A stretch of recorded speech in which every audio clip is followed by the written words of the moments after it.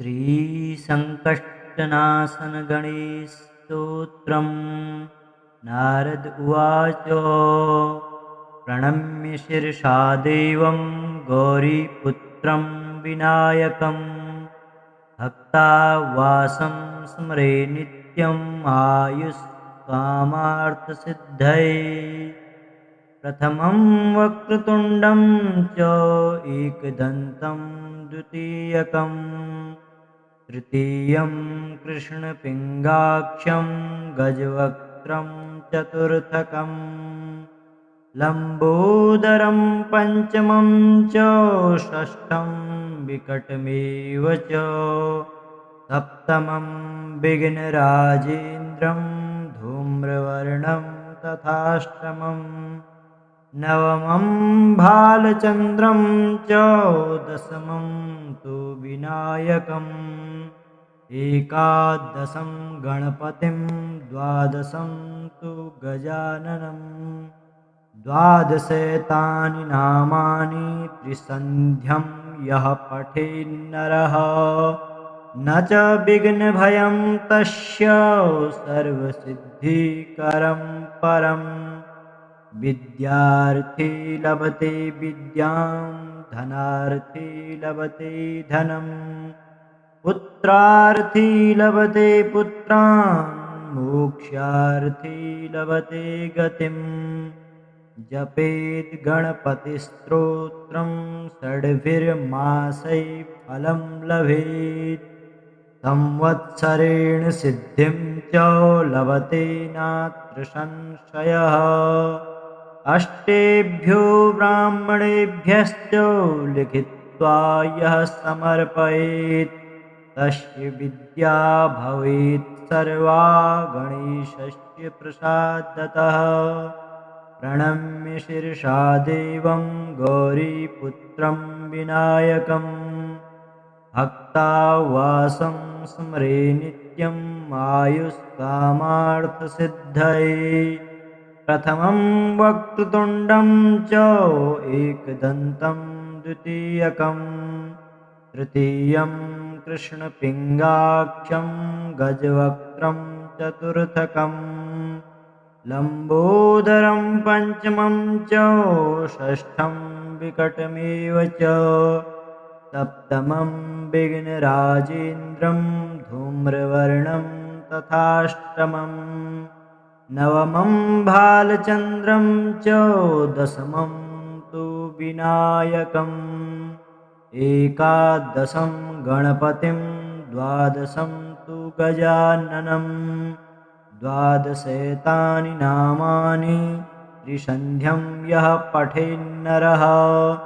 न च विघ्नभयं तस्य सर्वसिद्धिकरं परम्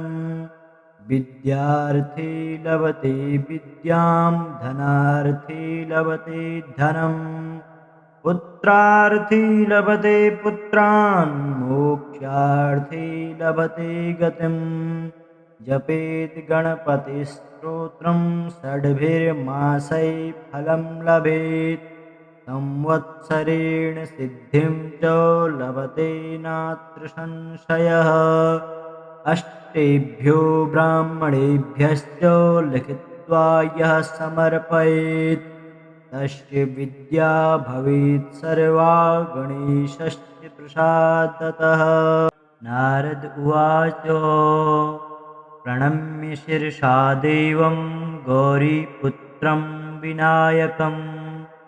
भक्तावासं स्मरे नित्यम् आयुष्कामार्थसिद्धये। प्रथमं वक्रतुण्डं च एकदन्तं द्वितीयकं तृतीयं कृष्णपिङ्गाक्षं गजवक्त्रं चतुर्थकं लम्बोदरं पञ्चमं च षष्ठं विकटमेव च सप्तमं विघ्नराजेन्द्रं धूम्रवर्णं तथाष्टमम् नवमं भालचन्द्रं च दशमं तु विनायकम् एकादशं गणपतिं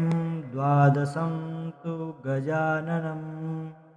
द्वादशेतानि नामानि त्रिसन्ध्यं यः पठेन्नरः न च विघ्नभयं तस्य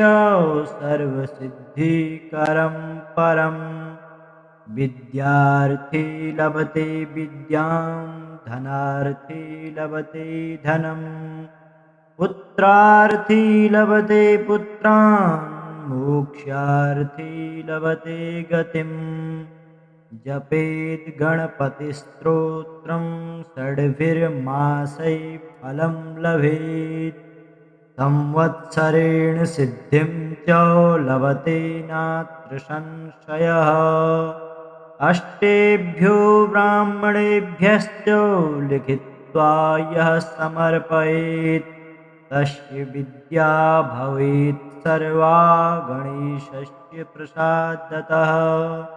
प्रणम्य शिरसा देवं गौरीपुत्रं विनायकं भक्तावासं स्मरे नित्यम् आयुष्कामार्थसिद्धये प्रथमं वक्रतुण्डं च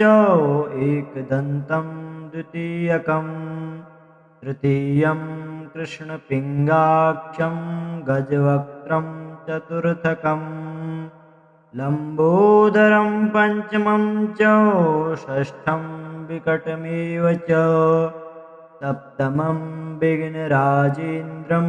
धूम्रवर्णं तथाष्टमं नवमं भालचन्द्रं च दशमं तु विनायकम्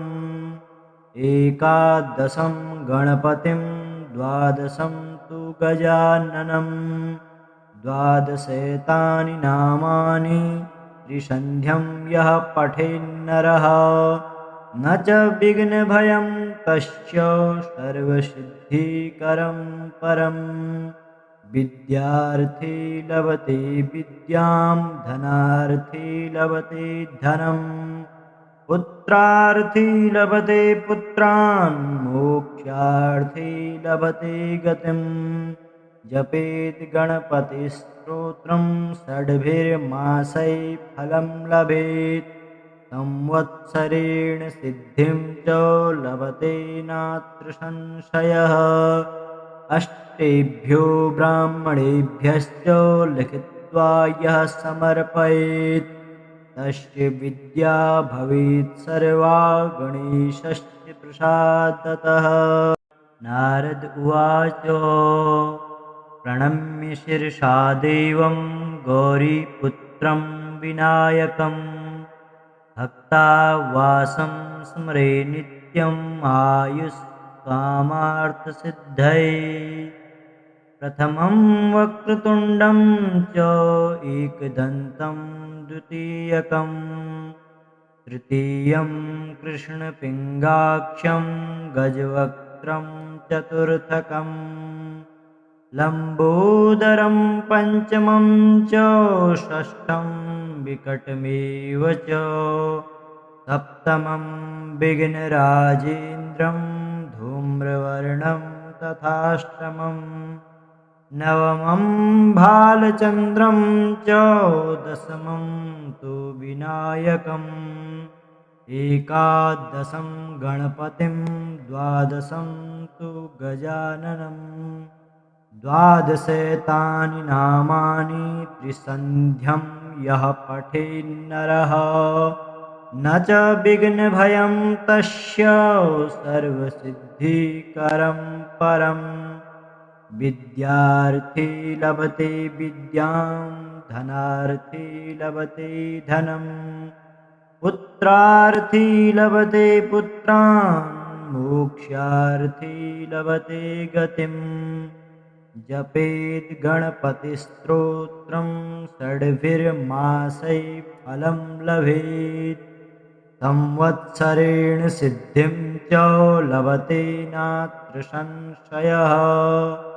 अष्टेभ्यो ब्राह्मणेभ्यश्च लिखित्वा यः समर्पयेत् तस्य विद्या भवेत् सर्वा गणेशस्य प्रसादतः प्रणम्य शिरसा देवं गौरीपुत्रं विनायकं भक्तावासं स्मरे नित्यम् आयुष्कामार्थसिद्धये प्रथमं वक्रतुण्डं च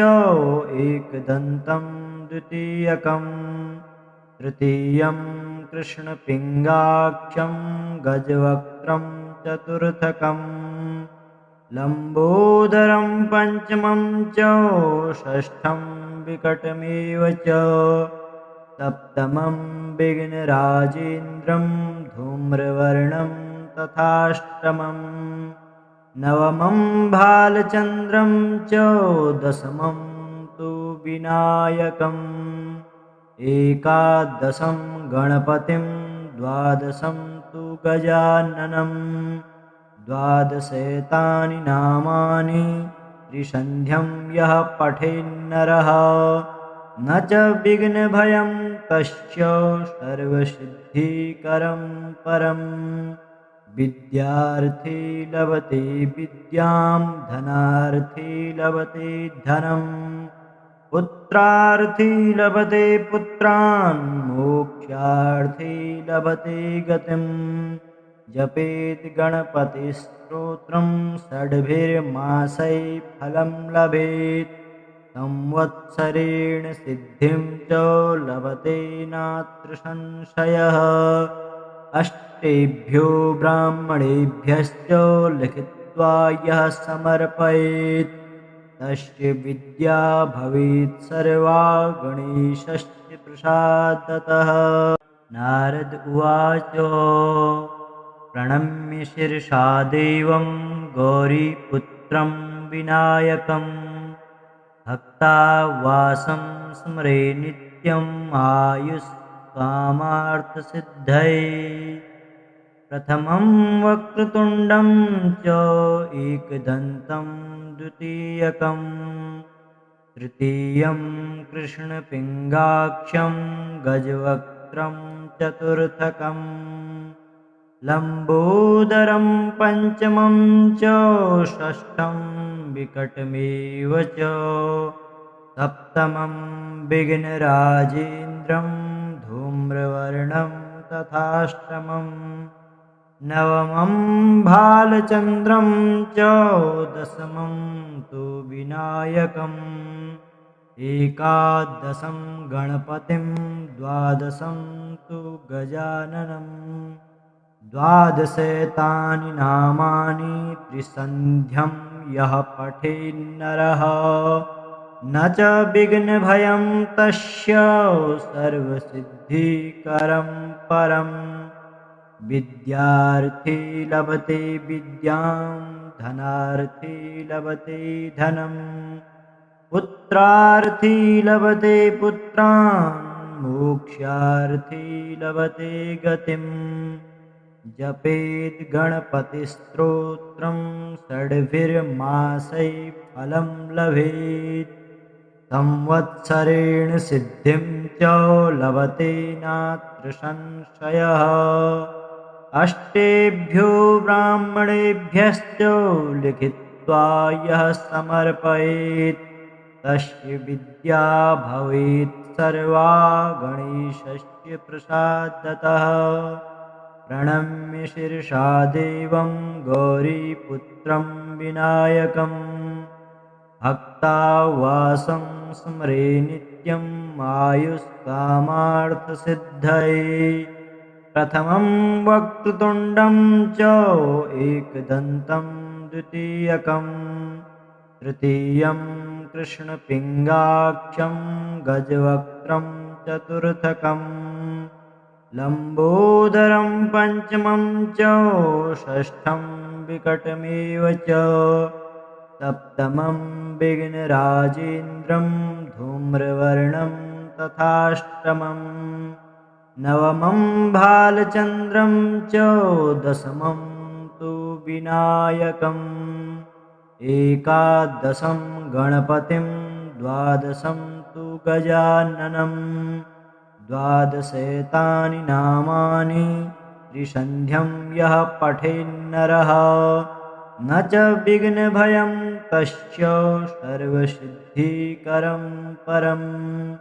विद्यार्थी लभते विद्यां धनार्थी लभते धनम्।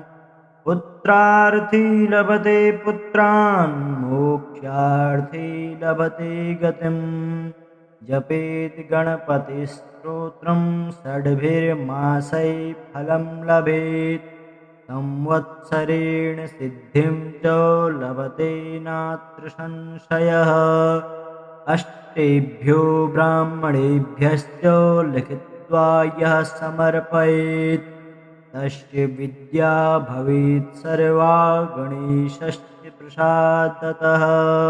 नारद उवाच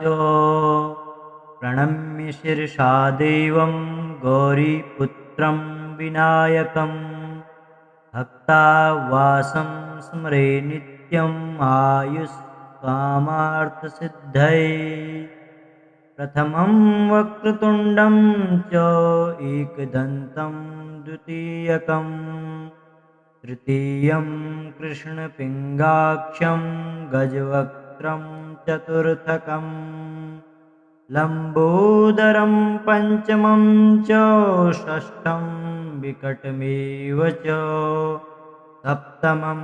विघ्नराजेन्द्रं धूम्रवर्णं तथाष्टमम्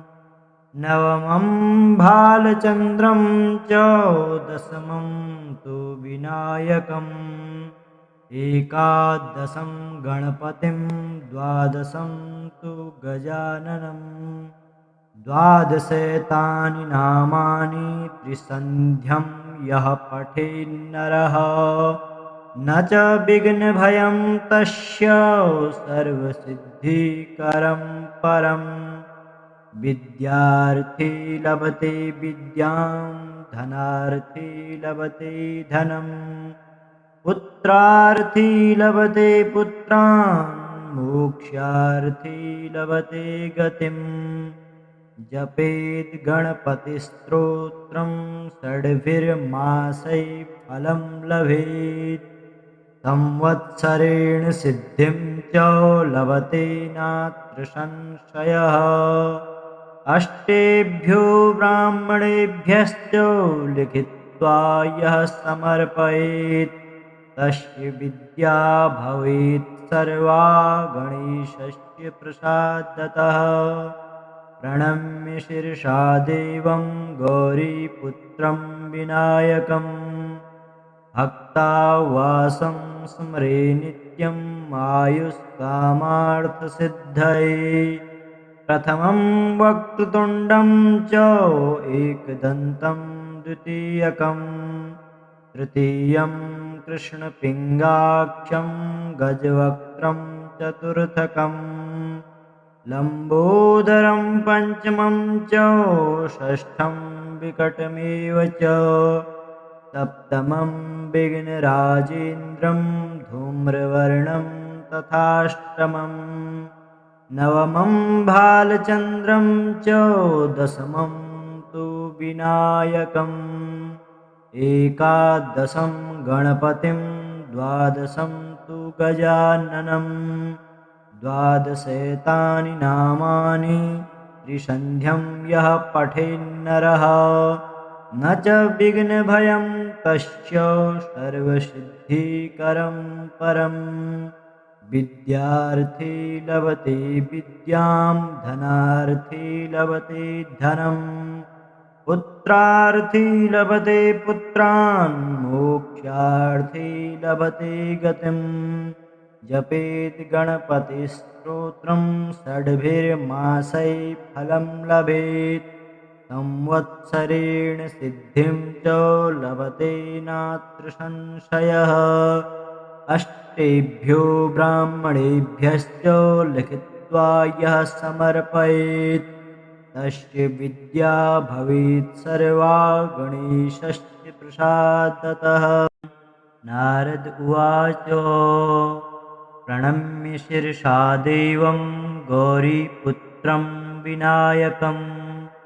भक्तावासं स्मरे नित्यम् आयुष्कामार्थसिद्धये।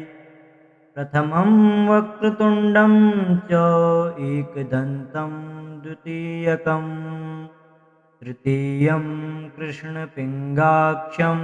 गजवक्त्रं चतुर्थकं लम्बोदरं पञ्चमं च षष्ठं विकटमेव च सप्तमं विघ्नराजेन्द्रं धूम्रवर्णं तथाष्टमम् नवमं भालचन्द्रं च दशमं तु विनायकम् एकादशं गणपतिं द्वादशं तु गजाननं द्वादशेतानि नामानि त्रिसन्ध्यं यः पठेन्नरः न च विघ्नभयं तस्य सर्वसिद्धिकरं परम् विद्यार्थी लभते विद्यां धनार्थी लभते धनं पुत्रार्थी लभते पुत्रान् मोक्षार्थी लभते गतिम् जपेत् गणपतिस्तोत्रं षड्भिर्मासैः फलं लभेत् संवत्सरेण सिद्धिं च लभते नात्र संशयः अष्टेभ्यो ब्राह्मणेभ्यश्च लिखित्वा यः समर्पयेत् तस्य विद्या भवेत् सर्वा गणेशस्य प्रसादतः प्रणम्य शिरसा देवं गौरीपुत्रं विनायकं भक्तावासं स्मरे नित्यम् आयुष्कामार्थसिद्धये प्रथमं वक्रतुण्डं च एकदन्तं द्वितीयकं तृतीयं कृष्णपिङ्गाक्षं गजवक्त्रं चतुर्थकं लम्बोदरं पञ्चमं च षष्ठं विकटमेव च सप्तमं विघ्नराजेन्द्रं धूम्रवर्णं तथाष्टमम् नवमं भालचन्द्रं च दशमं तु विनायकम् एकादशं गणपतिं द्वादशं तु गजाननं द्वादशेतानि नामानि त्रिसन्ध्यं यः पठेन्नरः न च विघ्नभयं तस्य सर्वसिद्धिकरं परम् विद्यार्थी लभते विद्यां धनार्थी लभते धनं पुत्रार्थी लभते पुत्रान् मोक्षार्थी लभते गतिम् जपेत् गणपतिस्तोत्रं षड्भिर्मासैः फलं लभेत् संवत्सरेण सिद्धिं च लभते नात्र संशयः अष्टेभ्यो ब्राह्मणेभ्यश्च लिखित्वा यः समर्पयेत् तस्य विद्या भवेत् सर्वा गणेशस्य प्रसादतः नारद उवाच प्रणम्य शिरसा देवं गौरीपुत्रं विनायकं भक्तावासं स्मरे नित्यम् आयुष्कामार्थसिद्धये प्रथमं वक्रतुण्डं च एकदन्तं द्वितीयकं तृतीयं कृष्णपिङ्गाक्षं गजवक्त्रं चतुर्थकं लम्बोदरं पञ्चमं च षष्ठं विकटमेव च सप्तमं विघ्नराजेन्द्रं धूम्रवर्णं तथाष्टमं नवमं भालचन्द्रं च दशमं तु विनायकम् एकादशं गणपतिं द्वादशं तु गजाननं द्वादशेतानि नामानि त्रिसन्ध्यं यः पठेन्नरः न च विघ्नभयं तस्य सर्वसिद्धिकरं परम् विद्यार्थी लभते विद्यां धनार्थी लभते धनं पुत्रार्थी लभते पुत्रान् मोक्षार्थी लभते गतिम् जपेत् गणपतिस्तोत्रं षड्भिर्मासैः फलं लभेत् संवत्सरेण सिद्धिं च लभते नात्र संशयः अष्टेभ्यो ब्राह्मणेभ्यश्च लिखित्वा यः समर्पयेत् तस्य विद्या भवेत् सर्वा गणेशस्य प्रसादतः प्रणम्य शिरसा देवं गौरीपुत्रं विनायकं भक्तावासं स्मरे नित्यम् आयुष्कामार्थसिद्धये प्रथमं वक्रतुण्डं च एकदन्तं द्वितीयकं तृतीयं कृष्णपिङ्गाक्षं गजवक्त्रं चतुर्थकं लम्बोदरं पञ्चमं च षष्ठं विकटमेव च सप्तमं विघ्नराजेन्द्रं धूम्रवर्णं तथाष्टमं नवमं भालचन्द्रं च दशमं तु विनायकम् एकादशं गणपतिं द्वादशं तु गजाननं द्वादशेतानि नामानि त्रिसन्ध्यं यः पठेन्नरः न च विघ्नभयं तस्य सर्वसिद्धिकरं परम् विद्यार्थी लभते विद्यां धनार्थी लभते धनं पुत्रार्थी लभते पुत्रान् मोक्षार्थी लभते गतिम् जपेत् गणपतिस्तोत्रं षड्भिर्मासैः फलं लभेत् संवत्सरेण सिद्धिं च लभते नात्र संशयः अष्टेभ्यो ब्राह्मणेभ्यश्च लिखित्वा यः समर्पयेत् तस्य विद्या भवेत् सर्वा गणेशस्य प्रसादतः नारद उवाच प्रणम्य शिरसा देवं गौरीपुत्रं विनायकं भक्तावासं स्मरे नित्यम् आयुष्कामार्थसिद्धये प्रथमं वक्रतुण्डं च एकदन्तं द्वितीयकं तृतीयं कृष्णपिङ्गाक्षं गजवक्त्रं चतुर्थकं लम्बोदरं पञ्चमं च षष्ठं विकटमेव च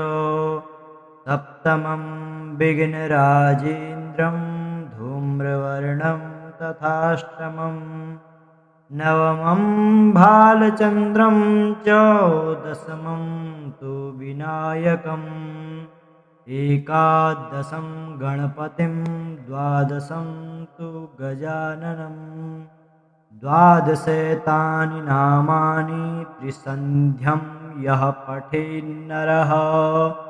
न च विघ्नभयं तस्य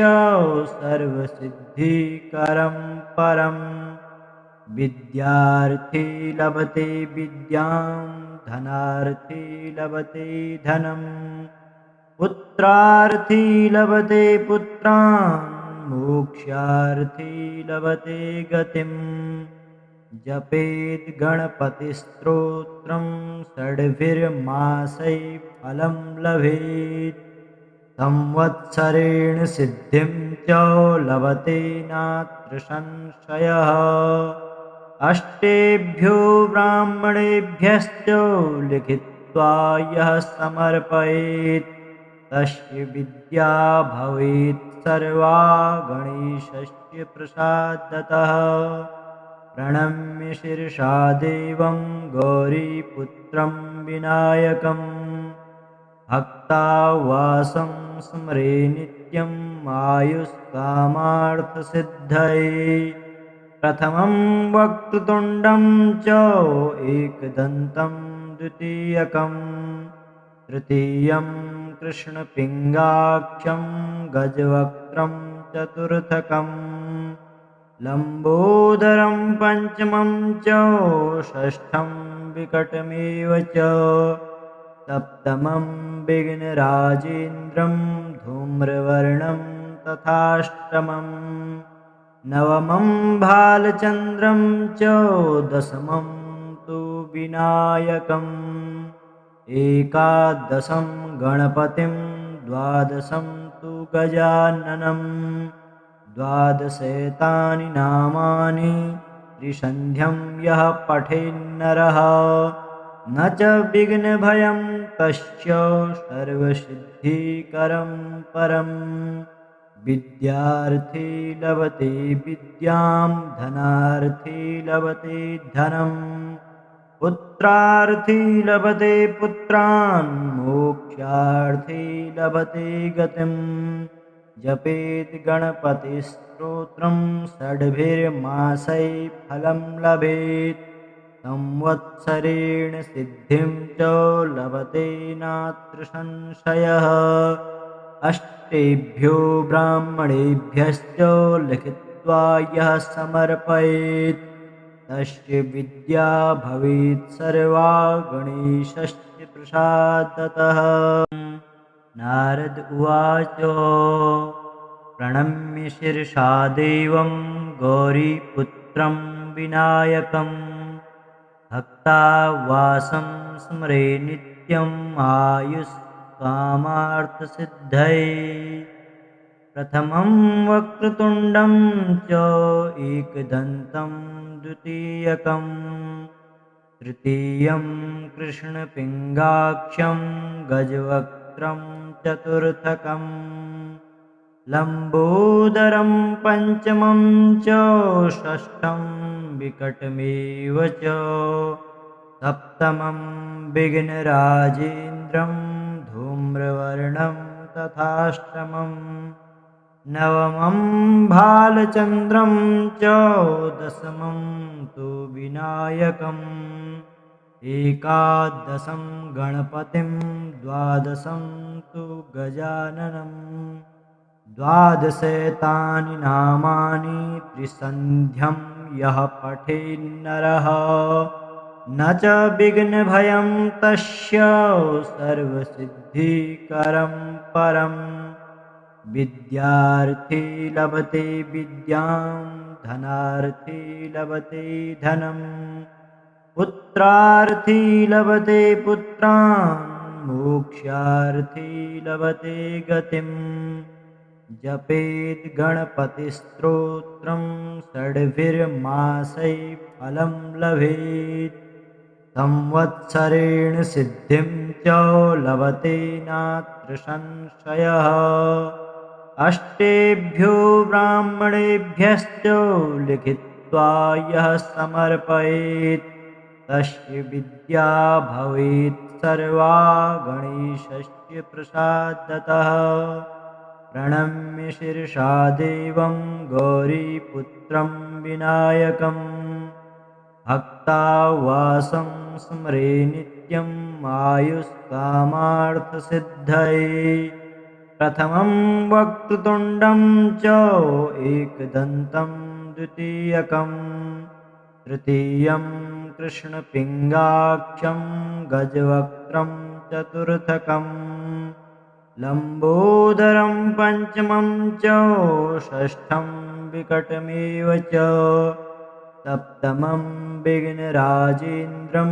धूम्रवर्णं तथाष्टमं नवमं भालचन्द्रं च दशमं तु विनायकम् एकादशं गणपतिं द्वादशं तु गजाननं द्वादशेतानि नामानि त्रिसन्ध्यं यः पठेन्नरः न च विघ्नभयं तस्य सर्वसिद्धिकरं परम्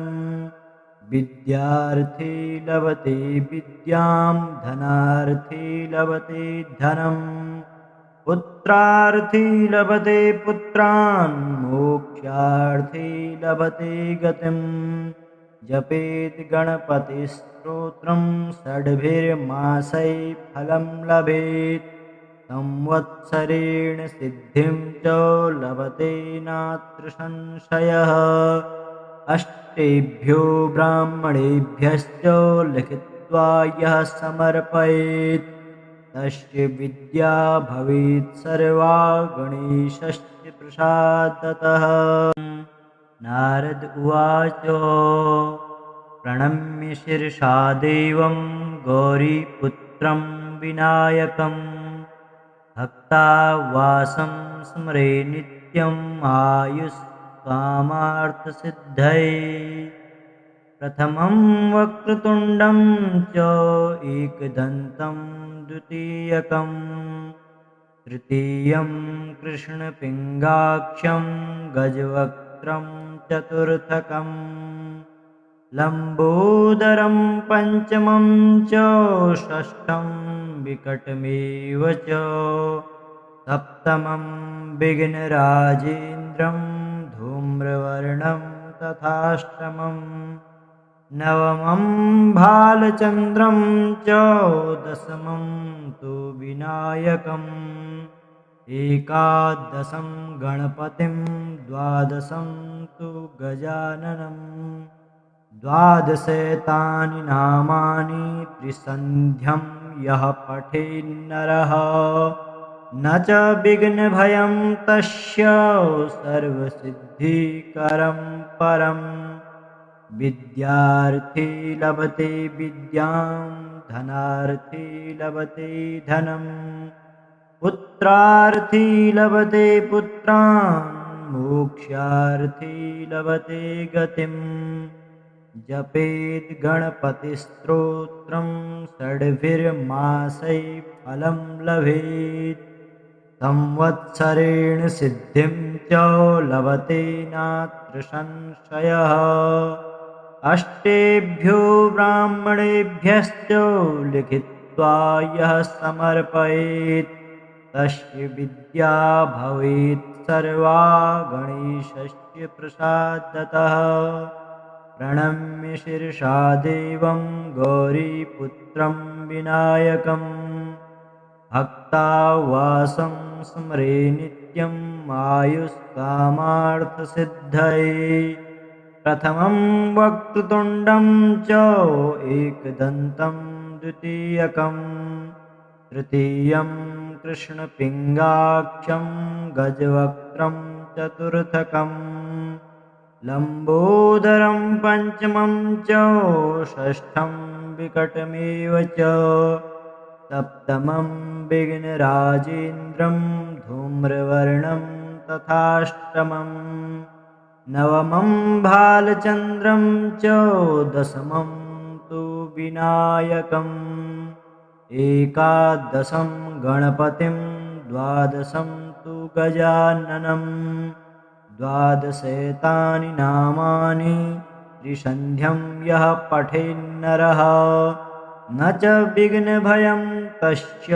सर्वसिद्धिकरं परम् विद्यार्थी लभते विद्यां धनार्थी लभते धनं पुत्रार्थी लभते पुत्रान् मोक्षार्थी लभते गतिम् जपेत् गणपतिस्तोत्रं षड्भिर्मासै फलं लभेत् संवत्सरेण सिद्धिं च लभते नात्र संशयः अष्टेभ्यो ब्राह्मणेभ्यश्च लिखित्वा यः समर्पयेत् तस्य विद्या भवेत् सर्वा गणेशस्य प्रसादतः। नारद उवाच प्रणम्य शिरसा देवं गौरीपुत्रं विनायकं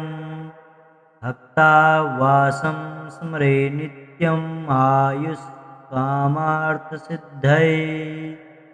प्रथमं वक्रतुण्डं च एकदन्तं द्वितीयकं तृतीयं कृष्णपिङ्गाक्षं गजवक्त्रं चतुर्थकं लम्बोदरं पञ्चमं च षष्ठं विकटमेव च सप्तमं विघ्नराजेन्द्रं धूम्रवर्णं तथाष्टमं नवमं भालचन्द्रं च दशमं तु विनायकम् एकादशं गणपतिं द्वादशं तु गजाननं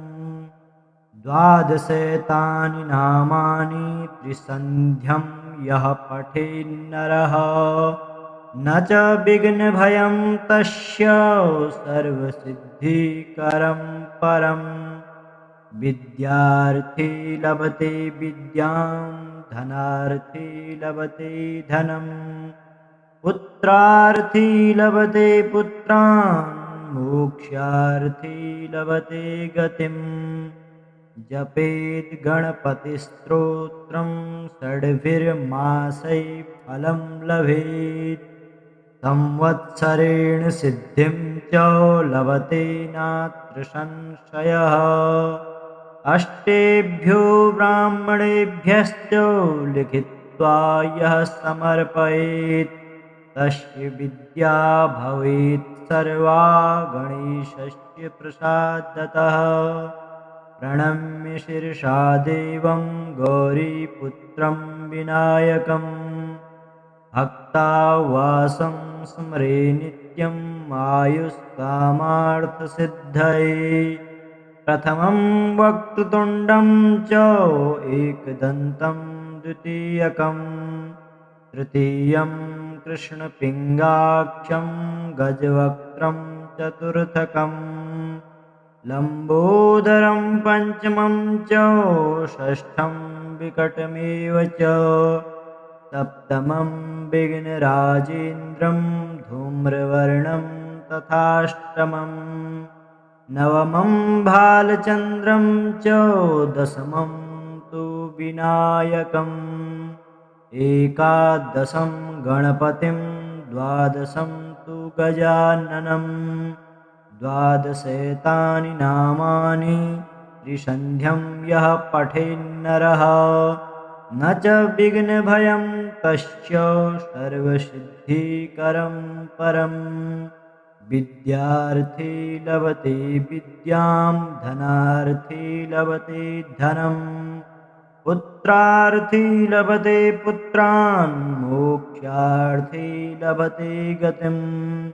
जपेत् गणपतिस्तोत्रं षड्भिर्मासैः फलं लभेत् संवत्सरेण सिद्धिं च लभते नात्र संशयः अष्टेभ्यो ब्राह्मणेभ्यश्च लिखित्वा यः समर्पयेत् तस्य विद्या भवेत् सर्वा गणेशस्य प्रसादतः नारद उवाच प्रणम्य शिरसा देवं गौरीपुत्रं विनायकं भक्तावासं स्मरे नित्यम् आयुष्कामार्थसिद्धये प्रथमं वक्रतुण्डं च एकदन्तं द्वितीयकं तृतीयं कृष्णपिङ्गाक्षं गजवक्त्रं चतुर्थकं लम्बोदरं पञ्चमं च षष्ठं विकटमेव च सप्तमं विघ्नराजेन्द्रं धूम्रवर्णं तथाष्टमं नवमं भालचन्द्रं च दशमं तु विनायकम् एकादशं गणपतिं द्वादशं तु गजाननं द्वादशेतानि नामानि त्रिसन्ध्यं यः पठेन्नरः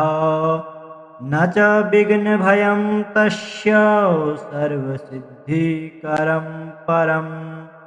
विद्यार्थी लभते विद्यां धनार्थी लभते धनम् पुत्रार्थी लभते पुत्रान् मोक्षार्थी लभते गतिम् जपेत् गणपतिस्तोत्रं षड्भिर्मासैः फलं लभेत् संवत्सरेण सिद्धिं च लभते नात्र संशयः। अष्टेभ्यो ब्राह्मणेभ्यश्च लिखित्वा यः समर्पयेत् तस्य विद्या भवेत् सर्वा गणेशस्य प्रसादतः। प्रणम्य शिरसा देवं गौरीपुत्रं विनायकम् भक्तावासं स्मरे नित्यम् आयुष्कामार्थसिद्धये। प्रथमं वक्रतुण्डं च एकदन्तं द्वितीयकं तृतीयं कृष्णपिङ्गाक्षं गजवक्त्रं चतुर्थकं लम्बोदरं पञ्चमं च षष्ठं विकटमेव च सप्तमं विघ्नराजेन्द्रं धूम्रवर्णं तथाष्टमं नवमं भालचन्द्रं च दशमं तु विनायकम् एकादशं गणपतिं द्वादशं तु गजाननं द्वादशैतानि नामानि त्रिसन्ध्यं यः पठेन्नरः न च विघ्नभयं तस्य सर्वसिद्धिकरं परम्। विद्यार्थी लभते विद्यां धनार्थी लभते धनम्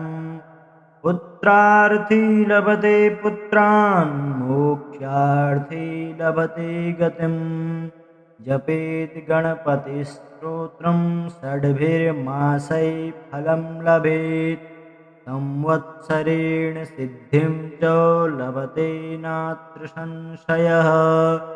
अष्टेभ्यो ब्राह्मणेभ्यश्च लिखित्वा यः समर्पयेत् तस्य विद्या भवेत् सर्वा गणेशस्य प्रसादतः। नारद उवाच प्रणम्य शिरसा देवं गौरीपुत्रं विनायकम् भक्तावासं स्मरे नित्यम् आयुष्कामार्थसिद्धये। प्रथमं वक्रतुण्डं च एकदन्तं द्वितीयकं तृतीयं कृष्णपिङ्गाक्षं गजवक्त्रं चतुर्थकं लम्बोदरं पञ्चमं च षष्ठं विकटमेव च सप्तमं विघ्नराजेन्द्रं धूम्रवर्णं तथाष्टमं नवमं भालचन्द्रं च दशमं तु विनायकम् एकादशं गणपतिं द्वादशं तु गजाननं द्वादशैतानि नामानि त्रिसन्ध्यं यः पठेन्नरः